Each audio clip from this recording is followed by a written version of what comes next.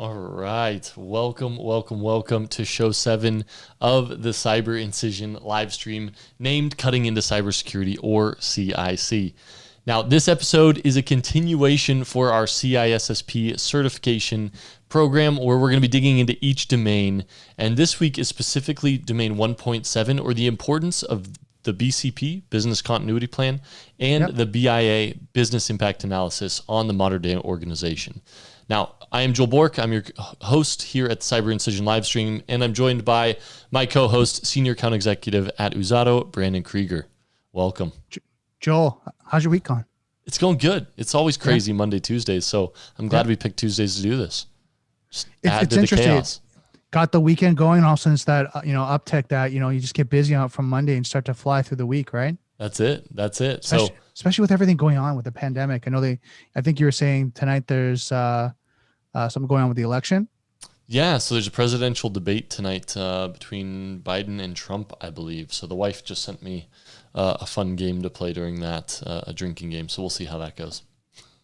So yeah, I want to firstly say that's pretty crazy. Being in Canada, we watch kind of all the American news, and it's pretty crazy watching everything that's going on. Yeah, I hope it settles down no matter what happens, but I don't foresee that happening. So to get off politics, Brandon, you're up. 2-minute recap of last week's show. Hit me.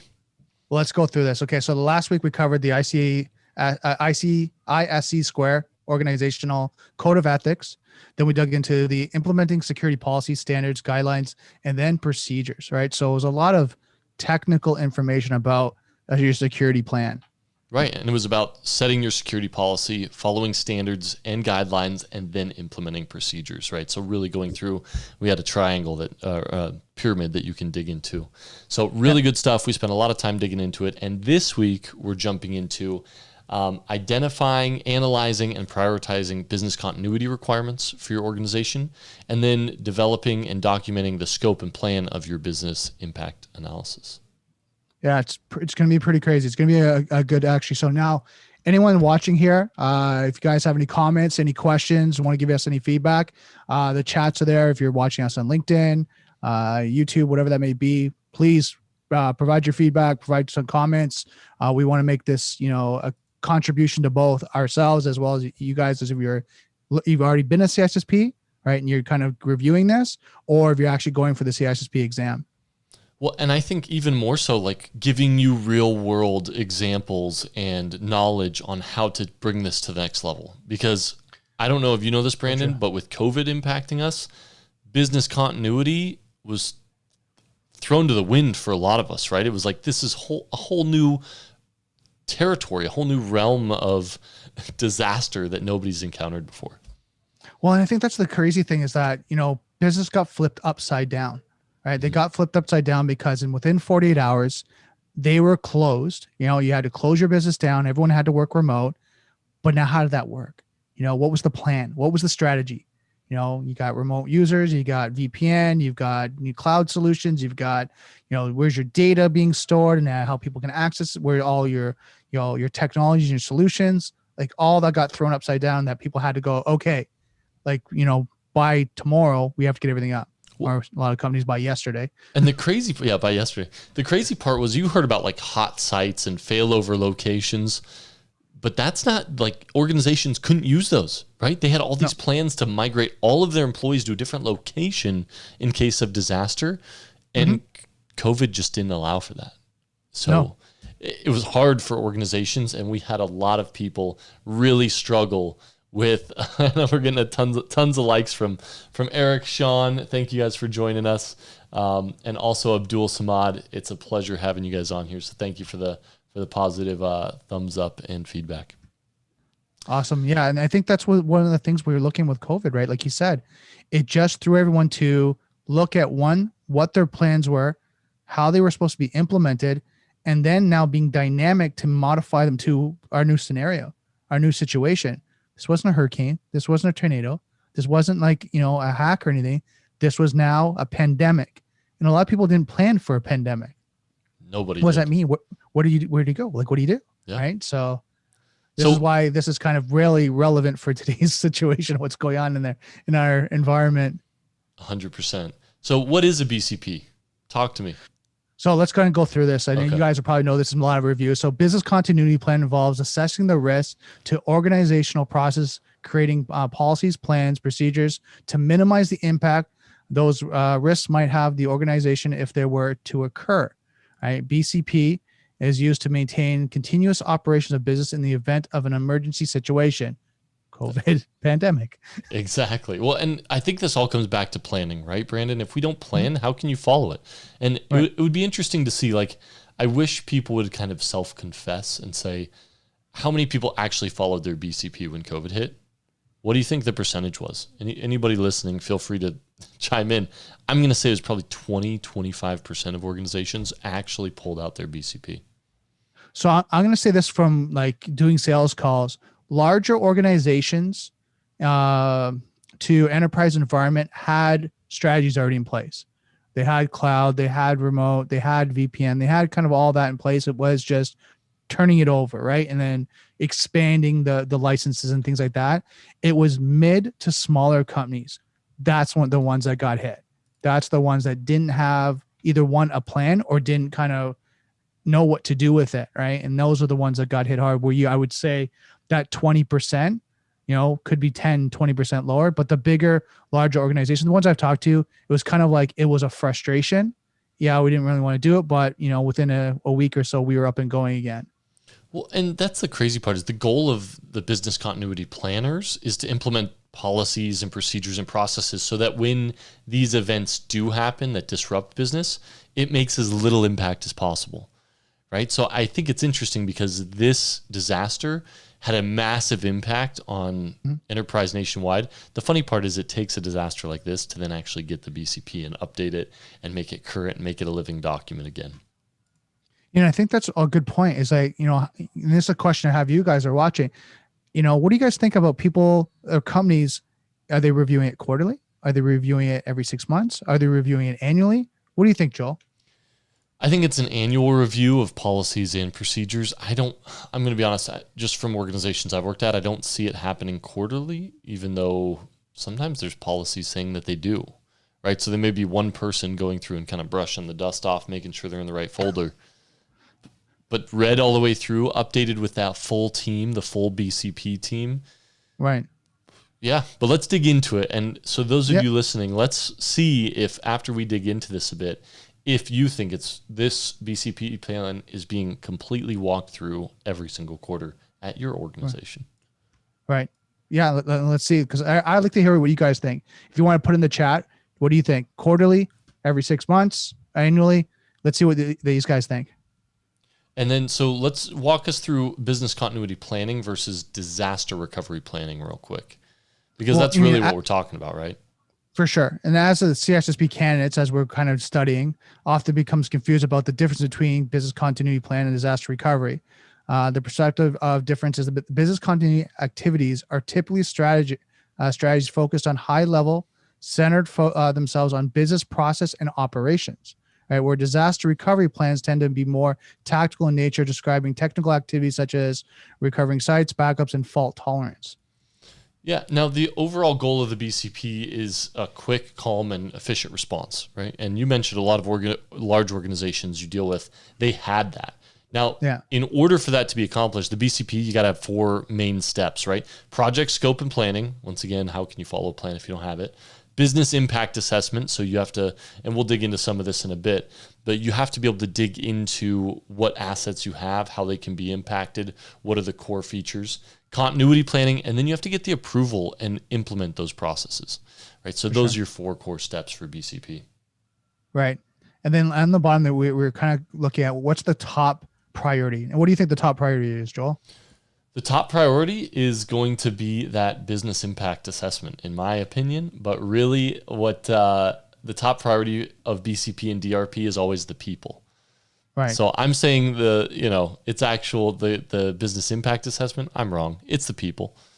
It's always the people. Always life. Life always takes precedent, right? When in Ontario, we're looking at potentially getting locked down again, and the reason why is they're looking after people first, business second. Right? How do you protect your employees, protect your clients, protect your suppliers, right? And that's part of your planning, right? How are you doing that?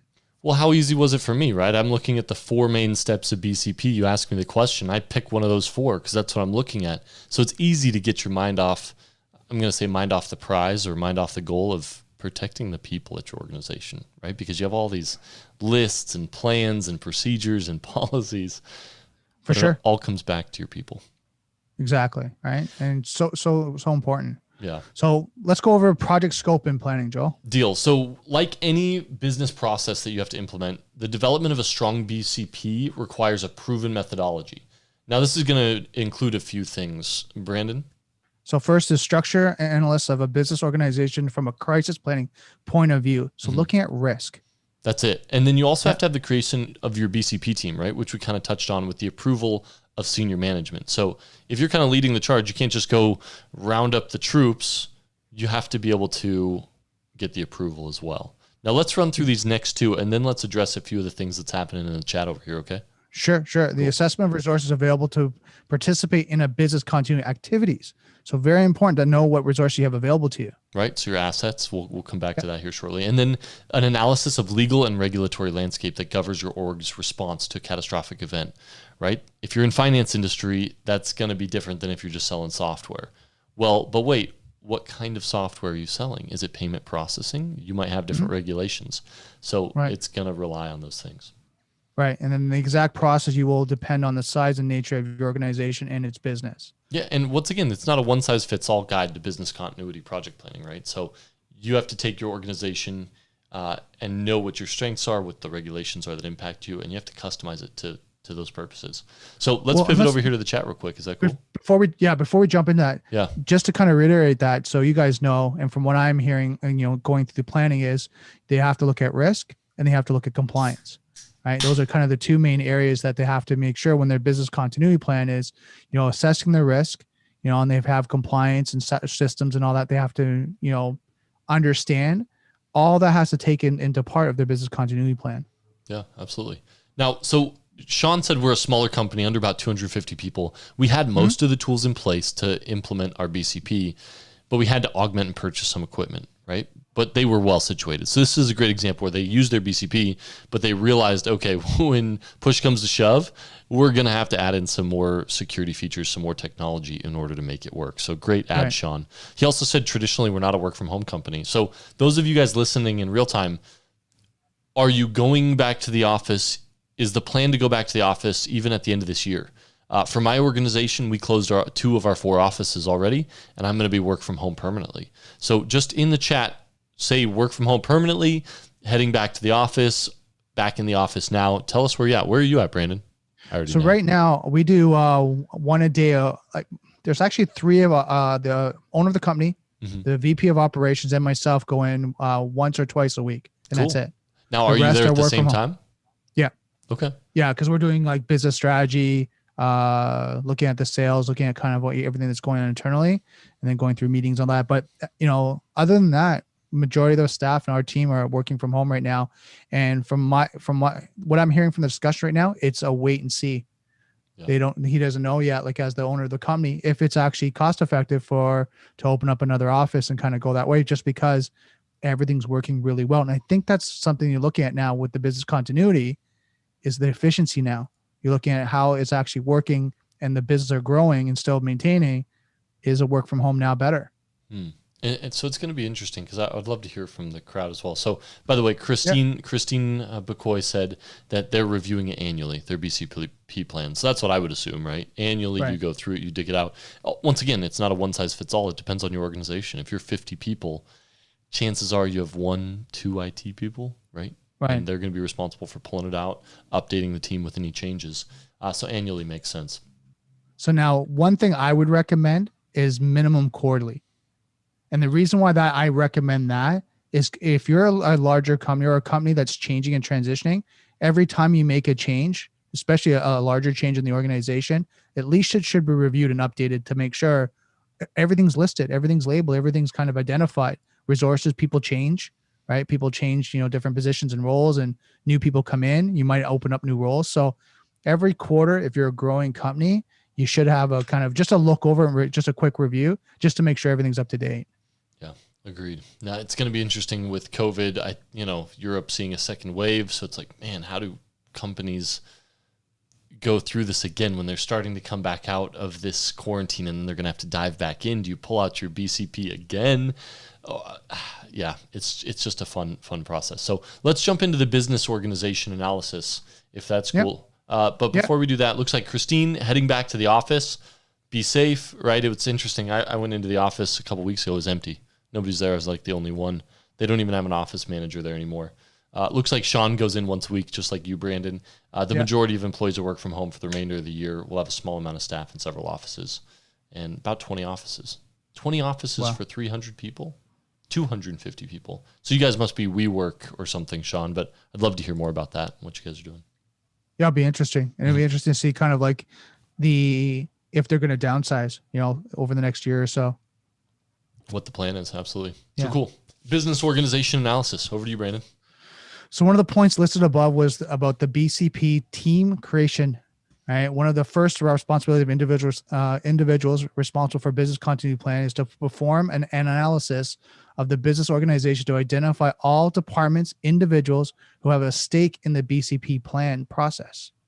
There we go. Right. So the team has to include, at a minimum, the following individuals. And it's interesting because I've, gone through this a couple times with a few organizations, like who's on your BCP list. I've done the audits for this, and some of these people have not been on the BCP team. So you should have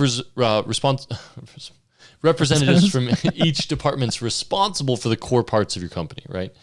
You should have IT SMEs with the technical expertise in the areas covered by the BCP. So if you have to resort to a failover, you'll grab that. So SME stands for? Subject matter expert. Right. Just so anyone that's kind of learning these acronyms and everything going out and you're throwing acronyms all over the place. There you go. Like, no, you're good. What? It's BCP, SME, BIA. Yep, we're getting there. Oh, yeah. We'll fill you in. You also have to have cybersecurity team members with the knowledge of the BCP process. So IT SME, cybersecurity, reps from the core departments of your organization. And then you need physical security. So this one's an interesting one where we are with COVID. But if you still have an office, you should have somebody with physical security, whether it's just an office manager or you hire out for security. They should be looped in. You should have those numbers in there, et cetera. You also need your attorneys who are familiar with the regulation and who keep up to date with how that changes. Then you need HR, PR, and senior management, right? So HR, human resources, they have to be able to address staffing issues. I mean, they're the ones who deal with morale. They're the ones who deal with hiring, firing, any layoffs that could occur from disasters, any furloughs, et cetera. And then PR, how do you plan on dispersing that to the stakeholders, the public, right, in the event of disruption? And then senior management, once again, you have to get approval from them, not just for the team, but for the procedures and processes included. We'll also add to PR is the brand reputation, right? Mm-hmm. Like, what are you doing? A lot of companies and I heard a lot of companies had to do the marketing of what they were doing for COVID. What was their process? What was their procedures? What were they doing, internally as well as externally for their clients? So, for restaurants, I'll use that as an example. Like when they started to open up, the protocols you had to do, you had to have reservations, you had to wear a mask, you had to do that. That's all your PR team. Yeah, I personally am glad that the we are all in this together emails are finally done. I'm not sure. Got hundreds of them from every company I've ever dealt with. Good stuff though, right? But that's PR. It's all about what, those people got more face time, the ones who responded to it quickly, than the ones who were delayed by sending those emails, right? Because by the 50th one, I'm like, delete, right? But the first one, Southwest, those organizations, right? It was like, whoa, what's happening? Oh, can I get any deals? And then it's like, yeah, that's probably not a good idea. Sorry. Not at this time, right? Yeah, I digress. But yeah, now you were asking about physical security. I think one of the things you got to remember too, and all of us have to think about is that some of these locations there's no one there, right? So you still need physical security, right? You still need all your assets might be still there, right? You still have a data filing center, cabinets, right? Mm-hmm. You name it, filing cabinets, PCs, computers, people's, stuff in their offices, all now have been left. So you might need some sort of alarm system, physical security, Dicer, cameras, CCTV, like all that stuff to protect your assets, protect your company. Yeah, you're right. true. You might even have inventory. Like you might have a company that has supplies and inventory, shipping and receiving in the back. Too true. You need all that. So just keep that in mind, right? Yeah. Now, talk to me about the identification process and why it's critical, right? For those individuals. Now, there's two reasons. The first is to provide groundwork necessary to help identify potential members of the BCP team. Second is to provide the foundation of the remainder of the BCP process. Right, because the viewpoints that these individuals have are going to drive the entire BCP. The insights they have into the technicals, into cybersecurity, into legal aspects, it will determine what is required of the BCP. So a thorough review of your business review analysis will be the first task assigned once the Avengers are assembled. I mean, the BCP team's assembled. Right. Now, this step is critical because the individuals, once again, performing this analysis may have overlooked critical business functions, but once the BCP team gets together, they have to represent all different parts of the organization. So you want to review what's already there, make sure there's no gaps, fill in any holes, etc. Now, I want to ask you guys, like everyone that's kind of been watching right now, how many of you have been part of a strategy session for a BCP plan? I'd love to kind of hear that. I know for me working, when I worked in the Ontario government, you hear kind of different planning and different groups that come in. A lot of times it's not easy to get all of them on the same page. It takes a little bit of time, right? And it takes a lot of, strategizing, understanding each person's viewpoint to be able to make sure that everyone is being recognized in those meetings and on the plan. What do you think, Joel? Yeah. I think it comes back. Well, I mean, let's continue on because it's right there, right? Right. So could you imagine? And so hold on. Well, let's ask the question real quick one more time. Yeah. So has anyone been part of a PCP plan? I mean, that's part of the actual strategizing and part of those meetings, right? To be able to see all the stakeholders that are in that meeting. Yep. And right. Because I know for myself, as I say, being part of the meeting, you hear certain stakeholders think that this is the essential. They need this. I remember one of my meetings was with facility services, and everything was essential to them.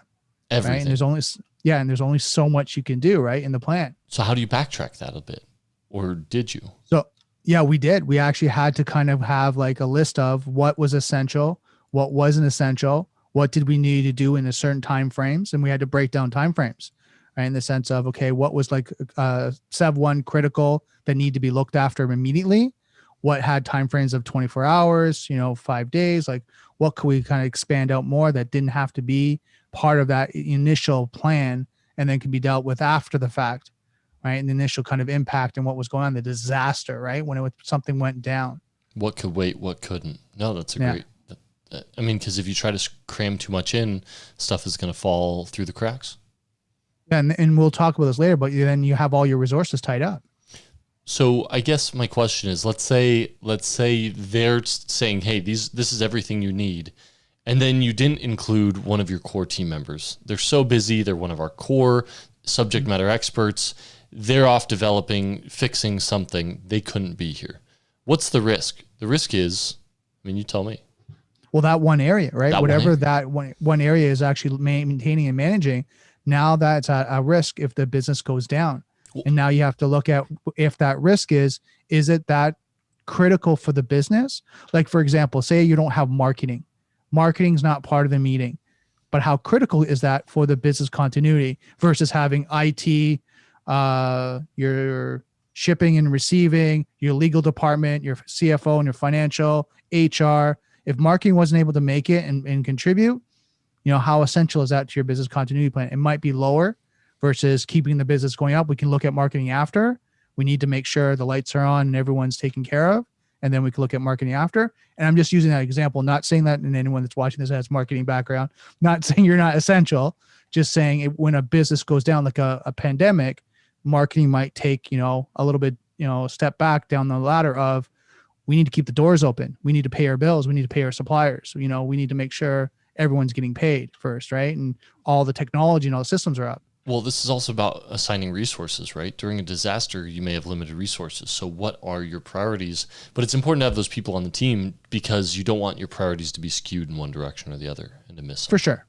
Now, also tip for the test, when developing the BCP, be sure to account for both your headquarters, in Sean's case, all 20 offices, The plan should account for a disaster that occurs at any location where you conduct business. So even if you have a satellite office, it has to include that site. All right.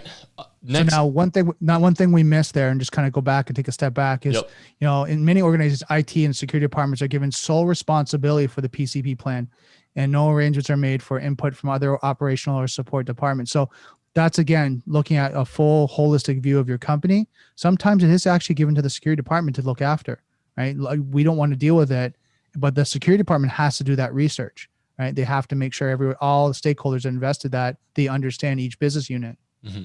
Well, and I see that all the time, right? Because it's the CISO who owns the BCP, and then it's the security team responsible for writing it up along with GRC.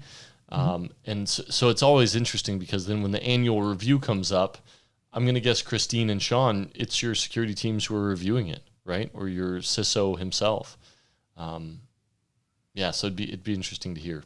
Now, that leads us very nicely into the next segment, which is senior management in the BCP and the impact they have. So the role of the senior manager in this process, it varies, right? And that's the reality of it.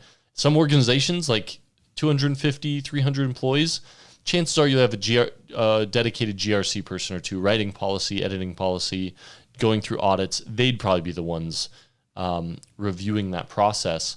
But when it's a smaller organization, it's the CISO themselves, right? So it's going to vary a lot from organization to organization. Mm-hmm. Now, go ahead, Joel. Yeah, I was just going to say, sometimes it varies depending on the legal and regulatory environment as well, right? That could play a role.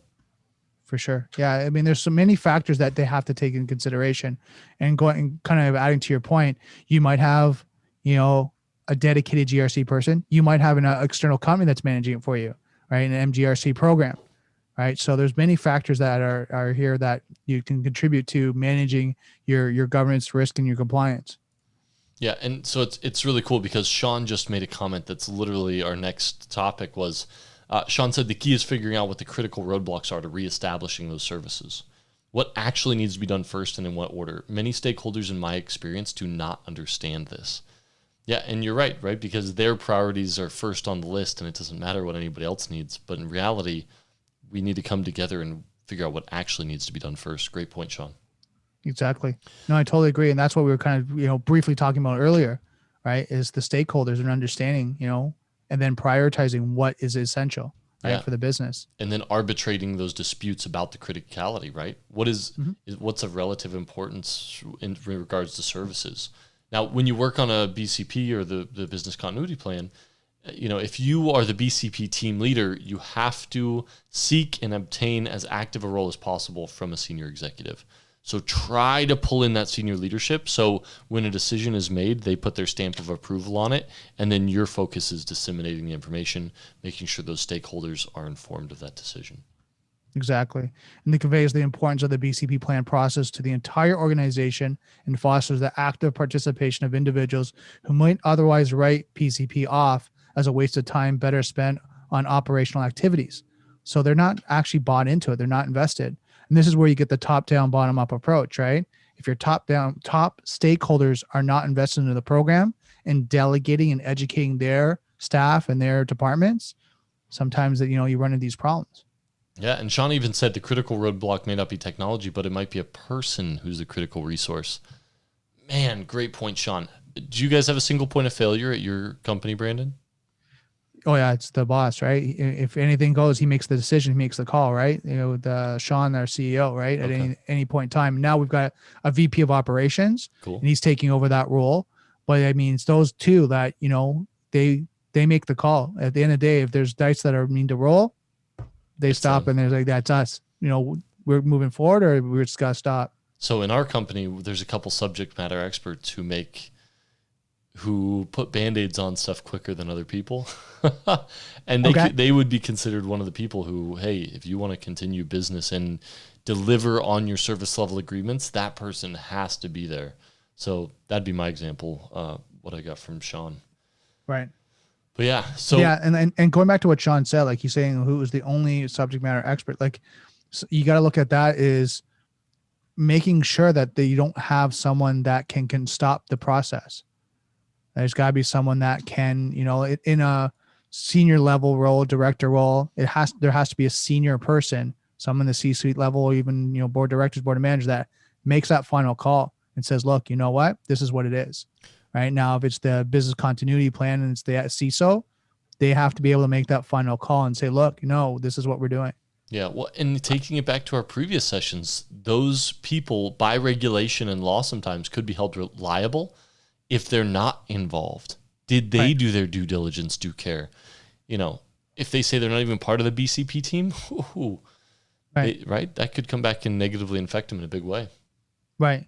Because again, when you look at responsibility, they're going back to who is the main stakeholder, who's the one responsible for this, not the team, but who's the one managing the team. No, you're absolutely right.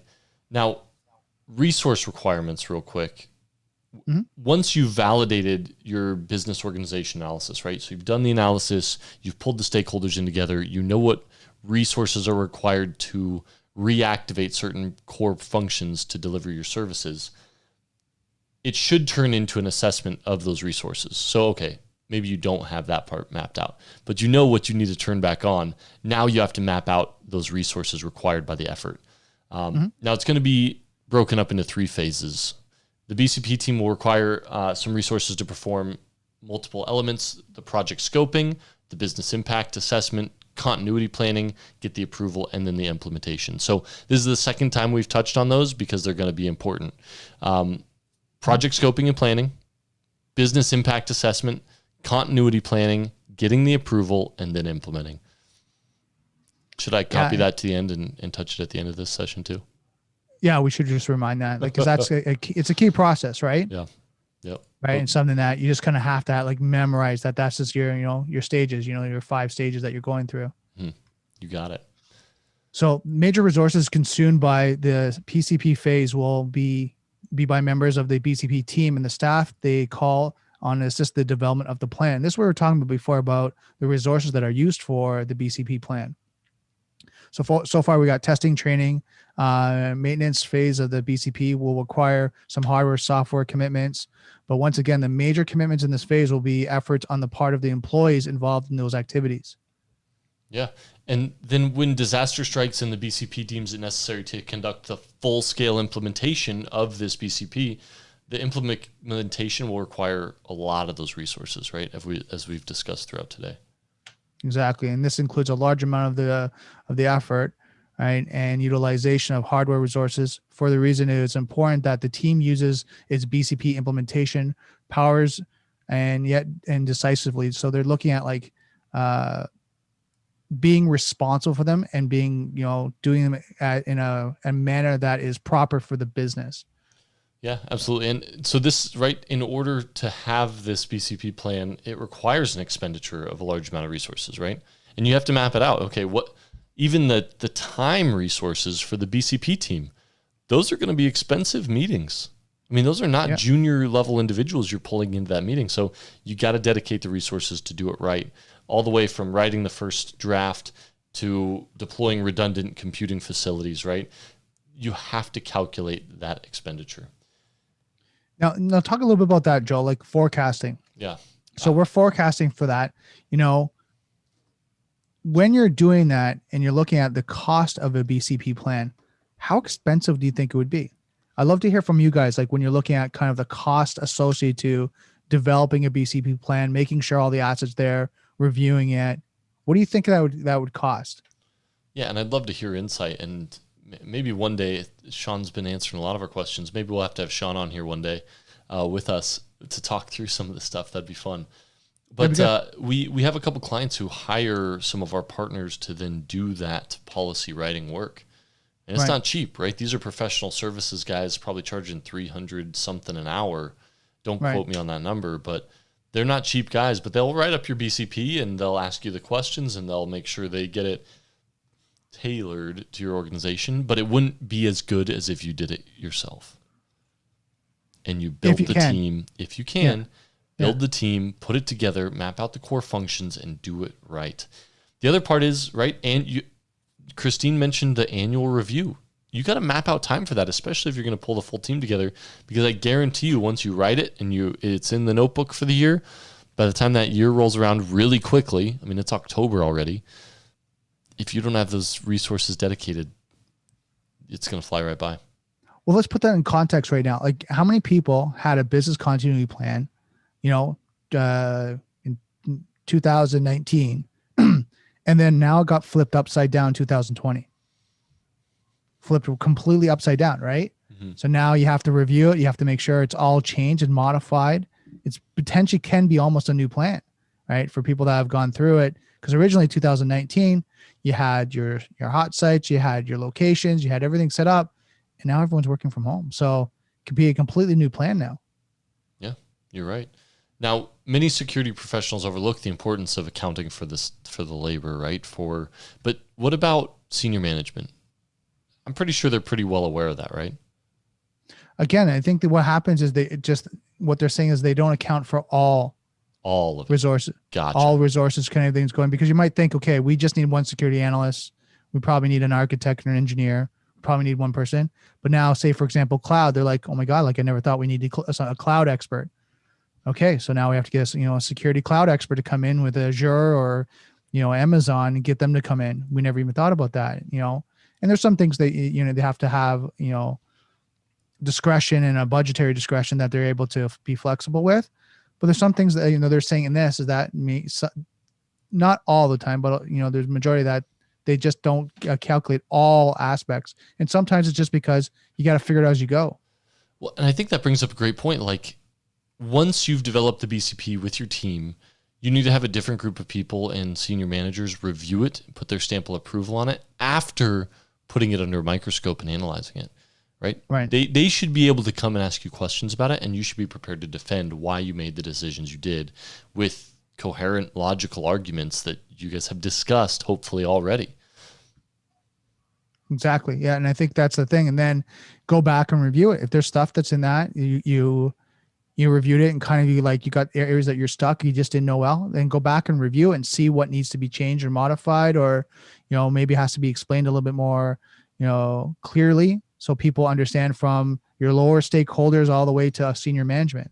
Yeah, absolutely. Now, when we get back into the legal and regulatory requirements, right, this is where not only do you have that level of inspection, you got to put it under a microscope, but now you have to take third-party regulation, whether it's from the government, whether it's legal or regulatory. But let's put a couple examples to this. And I'd love to hear those who are hanging out with us and who have been here 37 minutes with us, a few examples that may come to mind for you.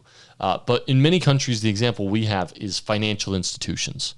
Banks, brokerages, firms processing the data, they're subject to really strict government and banking security regulations. Healthcare. Okay. What else? Well, healthcare, I mean, you guys got in the States HIPAA. Did you hear what happened on Sunday?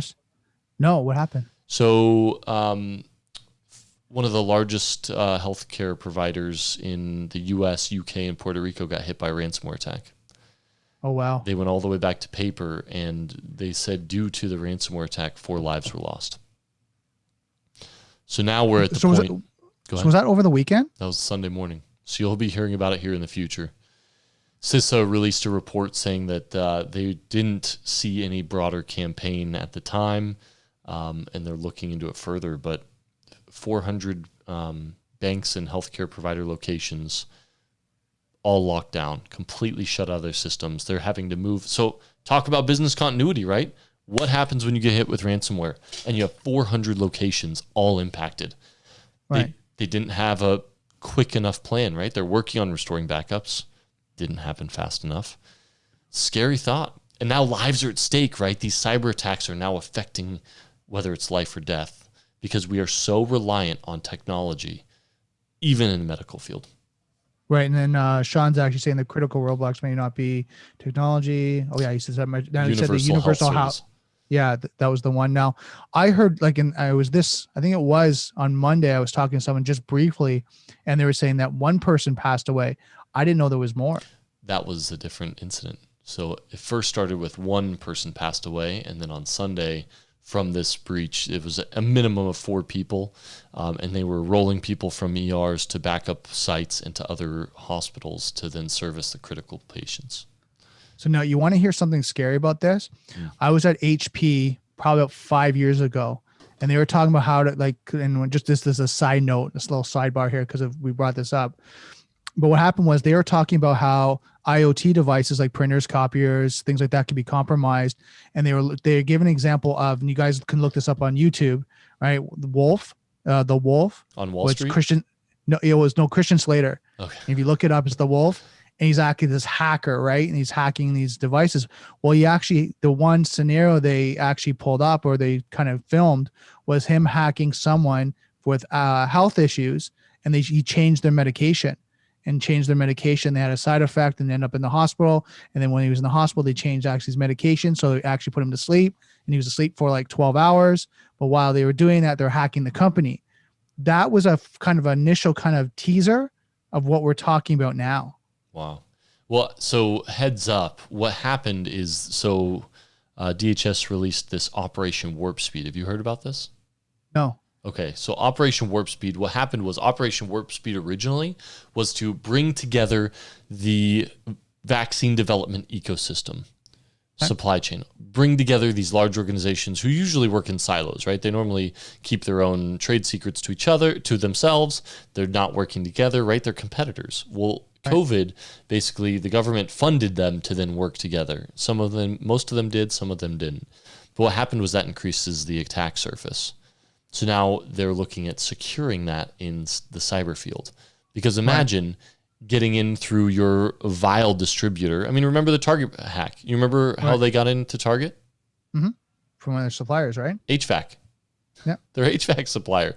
So imagine that ecosystem. Now you have COVID vaccines, but they're not just trying to steal it.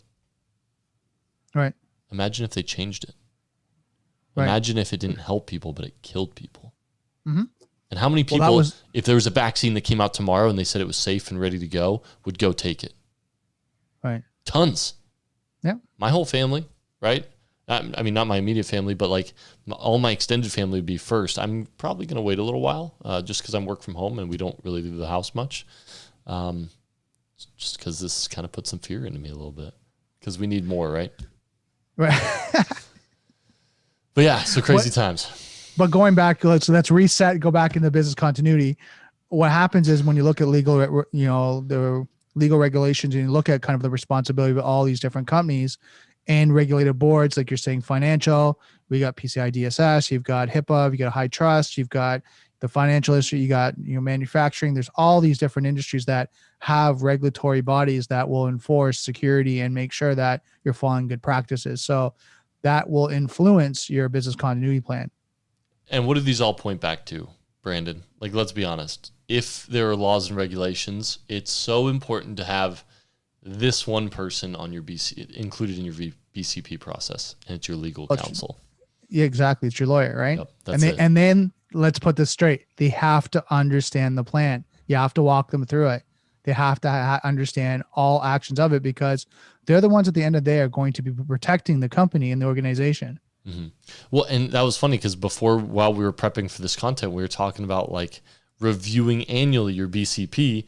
And I don't think Christina's on anymore, but if she is your legal representation in that BCP review? And I told Brandon, I'm like, I don't think ours is. Like, I don't think he'd understand some of it. And then Brandon's like, that's exactly why he should be there, is so he understands it and can relate it to the regulations and laws in place. And he's right. Well, and just to go back to like you talking about PR and you're talking about lawsuits and things like that, and I know there's conversations that are happening now with business going down and things are being affected, and then the lawyers are getting involved. They have to know that plan. They have to know your business. They have to know how to protect you. Yeah, you're spot on. And once they know what the BCP is, it's important for them to get into the business impact assessment or the BIA. Now, the BIA identifies the resources, right? So we kind of touched on this, that are critical to your organization's viability and the threats that are posed to the resources. It's also going to assess the likelihood that each threat will actually occur and the impact of those occurrences will have on the business. Now, we're going to keep a lot of the math equations that are used for this portion of things till next episode, but we want to get into this a bit before then. Yeah, for sure. And it's important to realize that there are two different types of analysis that business planners use when facing a decision. quantitative decision making. Quantitative decision making involves the use of numbers and formulas to reach a decision. This type of data often expresses options in terms of dollars value to the business. And we were talking about this, it's kind of the analytical side, right? Yeah. Absolutely. Qualitative decision is making decisions on non-numerical factors such as reputation, investors, customers, confidence, workforce stability, and other concerns into account.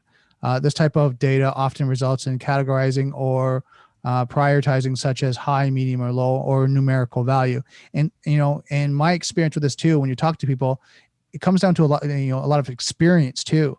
A lot of experience they're pulling from to be able to say, this is what happens in the industry. And then you can pull a lot of these stats and concepts down from different, boards that will say, if this happens, this is a high. If this happens, this is a low. If this happens, this is medium, right? And they give you those facts and qualitative results because they've done the research. They, in most cases, this is where it's going to be ranking. Now, of course, depending on your business, this might have to be optimized on your side. That's saying, and they say it's a medium, but for my business, it's a high now because that's critical for us. Yeah, absolutely. Now, it's so important to do both of these, right? Quantitative and qualitative.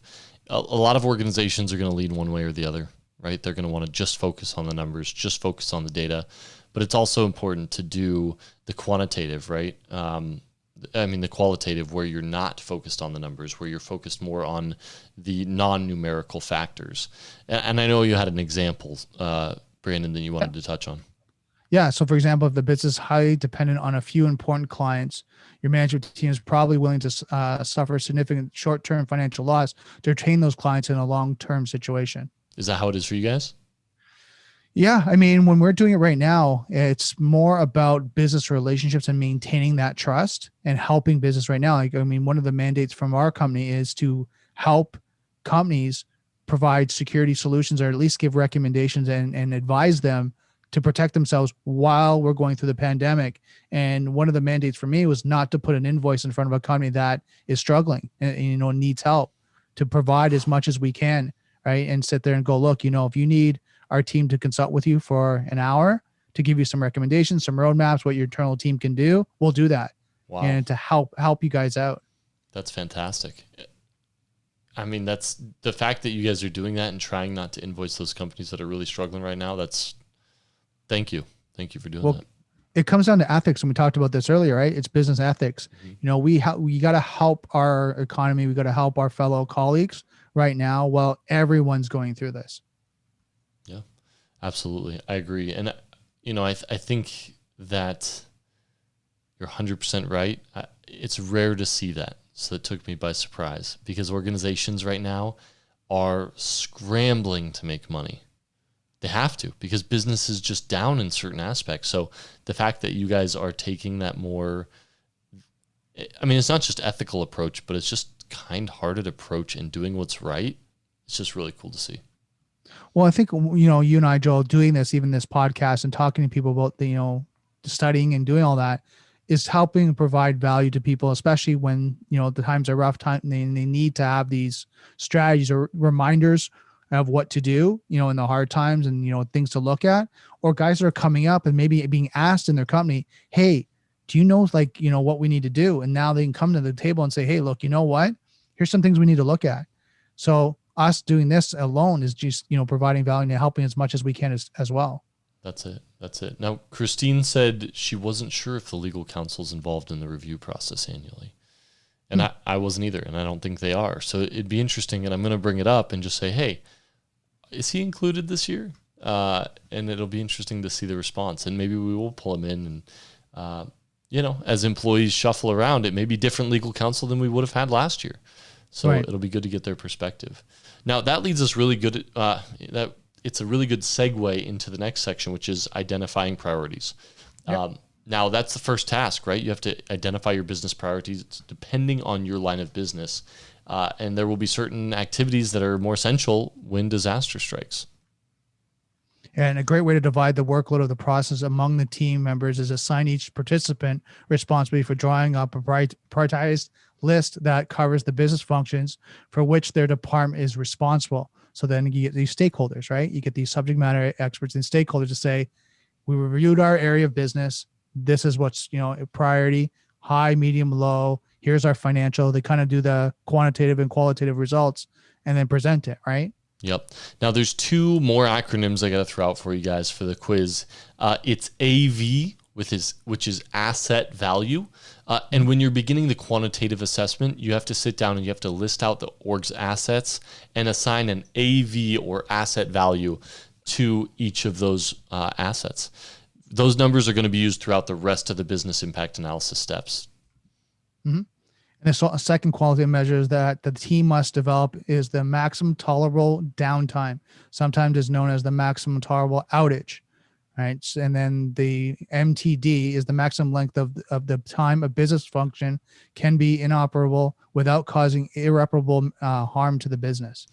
Right. So maximum tolerable downtime, or MTD. So let's do a couple examples of this real quick.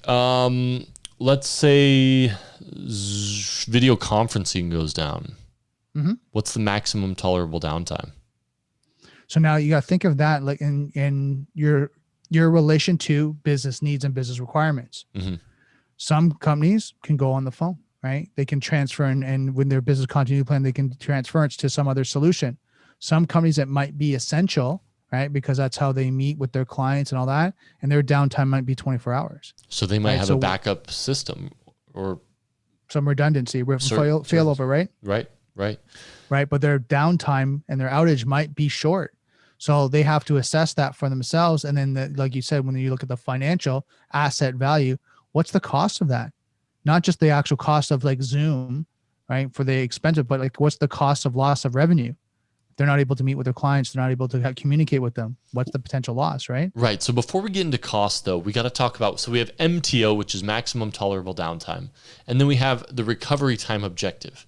Now, the maximum tolerable, you're hoping that your recovery time objective is going to be shorter than your max. You have to recover before your maximum tolerable downtime occurs.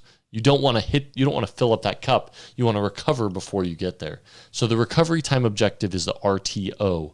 And once again, this is the amount of time you can feasibly recover the function in the event of a disruption. So once you've defined your recovery objectives, then you can design and plan the procedures to accomplish those recovery tasks. No, and it's true. I mean, I think when we look at that, that's where you're kind of evaluating and you're assessing, the financial, the qualitative, the quantitative, and really kind of evaluating. And then you have to do a tabletop exercise. Yeah. And see, great point. And then see if that's actually what's going to work out. If we were down, what's going to be affected? Go. Pandemic hits, go. What do you guys do? Well, and so this continuity plan goes first, bottle of alcohol, and then start, right? Well, and so here's the interesting part, because Sean said, "Hey, were you affected by the Office 365 outage just yesterday? Yeah, minor, but we got hit in the afternoon, so it was kind of end of day. But yeah, I got hit by it. Yeah, and it was funny because I saw on LinkedIn, it was like, well, I'm ending my day 3 hours early because Azure's down. But like, it makes you reassess, and Sean makes a point that it depends. But like, okay, we say our maximum tolerable downtime is this, but let's just push that limit. What if it's longer? Can we tolerate it? And sometimes the answer is yes. Okay, well then that's not really your maximum tolerable downtime. Like, what is the maximum you can go without this until it is really going to impact your financials, the objectives of your business, your sprints, etc. Well, you need like your business, like all areas of business, your business brand reputation, your actual business continuity about the business actually being up. Or are you now losing so much money that you're laying off staff? Like you have to really evaluate. And that's kind of where a tabletop exercise is really good to evaluate. Is the plan as accurate as possible? And again, and I want to put it out there, in my opinion, is it's going to be dynamic. You can't plan for everything, but you do your best. That's it. Now, that really brings us into the next point. I mean, we talked about it, right? Once you have your objectives in place, then you get into risk identification. And that's really when you're talking about the risks posed to your organization. Now, the funny thing is that I think about this is you have two main risk forms, natural risks and man-made risks. Mhm. And when we talk about natural risks, we read through all of the things listed in the CISSP training. You had storms, hurricanes, tornadoes, blizzards, lightning strikes, debris, earthquakes, and volcanic eruptions. None of those natural risks included a virus in the book, in any of the training material. No virus, no pandemic, right? So even the training materials will probably be updated after this. Oh yeah, I'm sure. In the next year's edition, we'll now add pandemics. That's it. That's it. Now, man-made threats include terrorist acts, theft, vandalisms, fire, explosions, prolonged power outages, building collapses, transportation failures, and internet disruptions. I thought the interesting one is it says internet, but there's no hacking, there's no ransomware on here. I mean, it kind of is with internet disruptions, but like that's full system outages that are man-made issues due to hacking in the current day and age. Yeah, for sure. And then I know they have here is also the added service provider outages, right? Yeah. Yes. And then something that just to keep in mind is, and just a side note, I heard about some companies that their MSPs went out of business, right, through this pandemic, and they didn't know. They didn't know? They didn't know. Well, because what happens, they're so busy dealing with their business continuity, keeping everything up and going, they didn't reach out to their service providers to see how they were doing and see, what's going on. And they look, 2-3 months later, and then all of a sudden they call them and the phone's out of service. The website's down. And then they're going, oh my God, like what happened? Well, their most, top 5-6, clients that are paying them, stop paying them. When they're still sending their data to them. That's the scary part. They're out of business. Where's your data going? As Sean mentioned, they had a 30-hour production outage 2 weeks ago.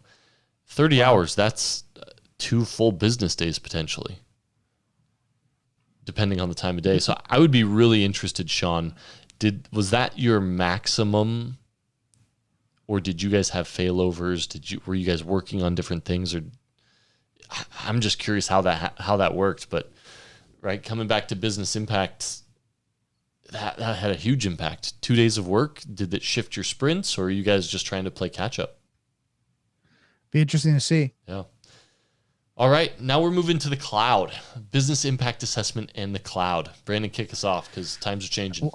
Oh, it has. And I think, I love to hear you guys, like how many people weren't on the cloud or a SaaS type of software moved over to it because of this pandemic. I'd love to hear what you guys, if you guys did move over because of the pandemic. Well, and even if you were there already, like Sean is saying, right, the Azure outage is occurring probably because they're dealing with an influx in traffic.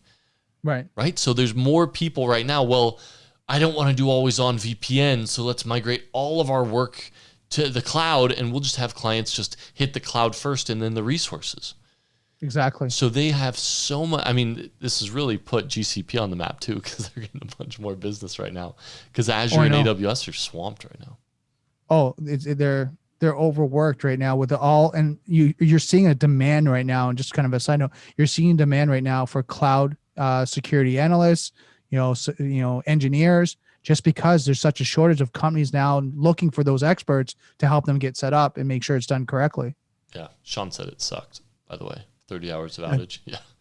Oh, I can only imagine.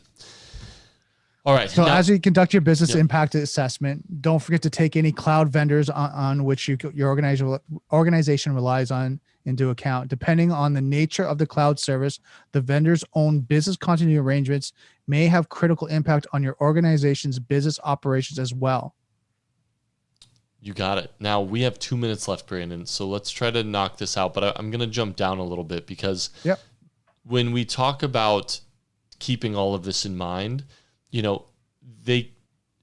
there's assessments that then need to be done on these controls. And one of the main ones is the SOC report. You have SOC 1, you have SOC 2, you have SOC 3, and these go in and they have nothing to do with a security operations center. They have everything to do with your policy and procedures you have put in place. And those are going to be present on those reports as well. So take the time, do your due diligence, and make sure you do it right the first time. Right. And I think that's actually a good place to stop. Yeah. All right. I think.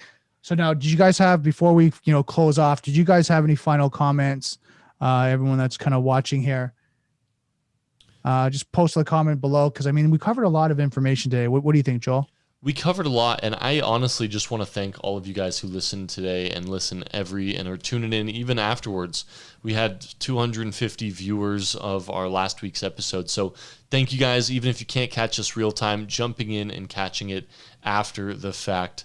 Once again, we're digging in deep. This is domain 1.7, so we're still in domain 1. We are so thankful that you guys have joined us, and we want to continue to add value. So feel free to reach out to me or Brandon after the episode as well. Give us your feedback, anything you think would really fit into this. And once again, I hope you guys are taking your quizzes on the application for these domains as we go. So pull out your free app, take the quizzes, and keep it fresh. So we got Christina saying, thank you so much. Sean, specifically a hardware failure in Colo. What's Colo? We'll have to reach out to him after and find out. I'll have to find out. Until next time. Oh, wait, maybe it's in Colorado. Maybe it is in Colorado. Potentially. We'll now, did you have anything to say, Joel, before we finish off? You know what, guys? I'm really excited for next episode. We're going to jump into the impact assessments, do those math calculations. We'll have some examples for you.